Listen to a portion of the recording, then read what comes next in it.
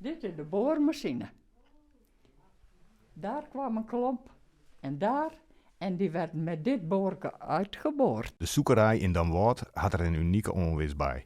Henny de Witte van dit dorp schonk het Diepenloftmuseum een complete klompmakerij uit de jaren 30 van de vorige eeuw. Mijn schoonheid die is uit België kwam na de Eerste Wereldoorlog. En die had deze klompenmakerij later kocht. En daar is mijn man, hun zoon, dan weer in kwam. En daar ben ik met trouwd. En zat waande.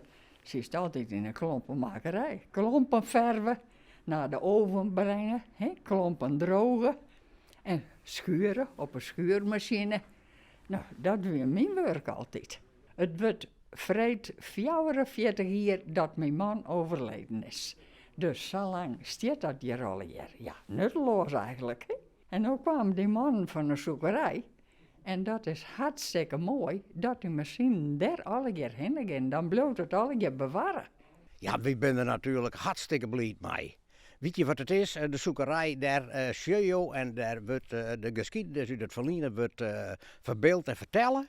En het gaat over het leven, het wijn en werkje rondom 1900. Ja, daar past een klompenmakerij natuurlijk verscorende goed bij.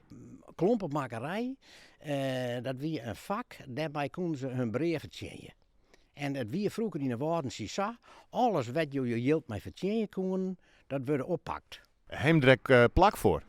Ja, zie je, dat is even weer een orenvraag. Wie zeggen in het begin hebben we zijn de schenking die aanvaarden we. Wij doen ons jonken de best om die zaken over te brengen naar de zoekerij. En we moeten dus een plak van vinden. Hij er geld voor.